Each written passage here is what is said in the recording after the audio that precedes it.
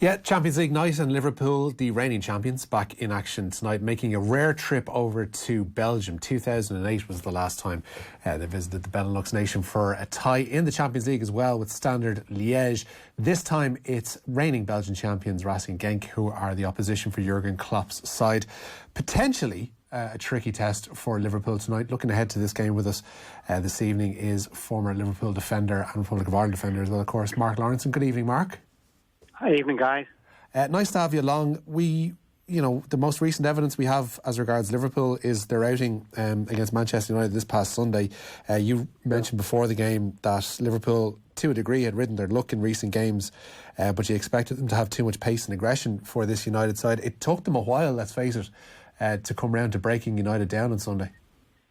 Yeah, well, quite honestly, they did, for a large percentage of the game, they just didn't play well, which obviously happens in football and certainly at that level. And I think privately that Klopp will be happy the fact that they've come away with a point. They still remain undefeated, but he will have made sure that players know that he didn't think that the standard was good enough. And as we know in the league, so far this season, they've not really fallen below that standard on, well, you might argue maybe one occasion against Leicester, which took a last-minute sort of penalty to beat Leicester. But generally, they've been very, very good. But look, if you play 10 games, 9-10 games, and you win the majority of them and draw the odd one, it doesn't really matter because it's just all about the points. And I think before the game at the weekend, everyone's saying, they might go unbeaten, they might do this, they might do that. It doesn't happen anymore because you can just have a bad day, as Liverpool did on Sunday. But as I said, they managed to rescue a point from it. There's two things I'm kind of interested to get your opinion on from that game. Does it show how crucial having that front three of Salah, Mane and Firmino fit all together is to Liverpool? Yeah. Because it seems like for all of his Champions League exploits last year and his crucial goals here and there, the step down from a Mo Salah to a Divock Origi is way too pronounced in the Premier League. No, it is.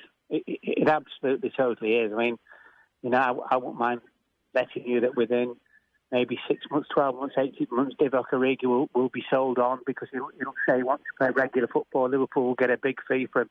But he's in terms of the triumvirate, the three of them, he doesn't really work in that triumvirate. He's very much a lad who plays for himself. The other three, very much, as we know, played so often together, know the strengths and weaknesses, work extremely hard, and they are totally reliable, and they're all outstanding players. So, no, there is a difference. He just isn't quite good enough at that level. I'm not saying he's not good enough to play for Liverpool, but, you're talking, as you just said, Champions League winners, and he's not of that standard. So there's always going to be a slight decline, I think, in terms of a performance when that happens. On that, were you surprised, perhaps, and I know Klopp has proven to be a kind of a patient and shrewd operator, we can see that with Virgil van Dijk in the transfer market. Were you surprised, though, that they opted not to strengthen in the front area in the summer? Well, I think he's very much been, as you mentioned, Virgil van Dijk, he's very much been that he waits for players. He's not a man who suddenly says, I want him and I want him now, in terms of bringing him into the football club. And he's not prepared to rock the boat. And I think also he does his homework on all these players, not just on the pitch, but also off the pitch, but also whether they can fit into the system in the way that Liverpool play. And so far it's proved to be absolutely right. Won the Champions League last year. I think, in all honesty, I think they'll win the league as well this year for many different reasons. So no, and I think this is probably the biggest and the most serious point of all of it is he loves to have a dressing room that's all pulling the same way. And when you look even last year when obviously Sturridge was always going to be given a free transfer at the end of the season, you kind of thought if somebody might just rock the boat, it may just be Daniel, but it wasn't. So as any manager at this level will tell you, if you've got everybody in that dressing room listening to every word you say and also believing everything that you think can do, it's a massive thing. And there's one thing about Liverpool, even on Sunday when they didn't play well, they all pull for each other. I think it's a real serious thing at this level. Yeah, it was very noticeable that even after falling behind, and even though they were still trying to plug away into the last 10 minutes for that equalising goal, there was no sense of heads dropping. But I'm curious to get your view on for all their limitations on Sunday, did Manchester United show a way that you can frustrate this Liverpool side? Yeah, they did. They did a little bit. Would they have done so, excuse me, if Salah had been fit? We don't really know, but I was certainly impressed in the way that Manchester United kept Robertson and Trent Alexander-Arnold from really being very, very potent. Look, everybody knows the way that Liverpool play. When Salah's in there, the front three become very narrow. They get the width from the fullbacks. The majority of the teams who know that, well, everybody knows it, but it's been very, very difficult to stop. But Manchester United really seriously did find a way. But you know what? For all Manchester United's troubles, it's one of those games. It's a bit like the derby match for Liverpool against Everton. You never ever know, because it's both for Everton and Manchester United. It is the biggest fixtures of their season, and consequently, you get a rise in standards, you get a rise in application, dedication, perspiration, call it what you will. And I think that's what Liverpool were up against at the weekend. And they've probably forgotten a little bit exactly what going to Old Trafford is for a Liverpool player. Yeah, it was a tricky examination for them. There's no doubt about that. One of those players that you mentioned there that was nullified to a degree on Sunday, Trent Alexander-Arnold, he misses out tonight. We'd expect Joe Gomez to slot into that role, but it doesn't necessarily seem like a like for like if that is what comes to pass. I mean, Alexander-Arnold offers so much, and when you see how often he's overlooked by Gareth Southgate at England level, he seems like he's one of the most underrated footballers at the moment in England. Yeah, I think he's a bit unlucky in terms of Gareth Southgate and starting so many games for England, because I do think there isn't a better right back in the country. Joe Gomez is a better defender than Trent Alexander-Arnold, but obviously he's nothing like as good going forward. And as we just discussed, you know, Liverpool's potency in the wide areas is both the fullbacks. So, and I think Joe Gomez has probably been a little bit unlucky because, you know, when he got his injury and all of a sudden Joel Matip, who was probably fourth choice centre-back, has now turned himself into a player, which is fantastic, and a lot of that will be to do with playing alongside Virgil van Dijk. But I don't think it seriously weakens Liverpool team, to be honest with you.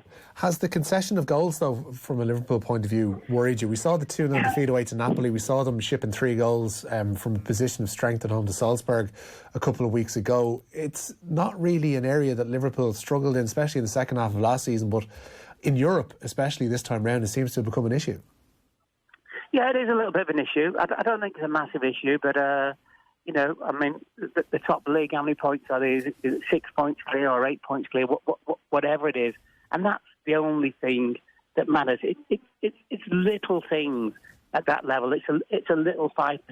It may be somebody knocking off. It might be something to do with maybe not quite getting the same protection from the 3 midfield players that they had last year. I think also, obviously, Adrian had played in goal, and as well as he'd done, he's not an Alisson. So.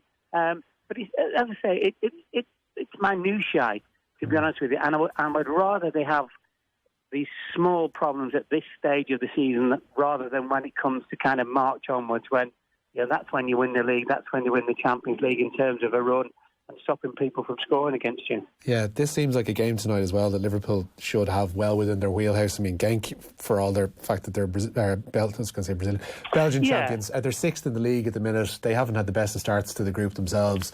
You know, Liverpool, with all guns blazing, should go there and pick up 3 points tonight. You would hope so, and I think even, you know, from the first day that Klopp was there, it's very unusual.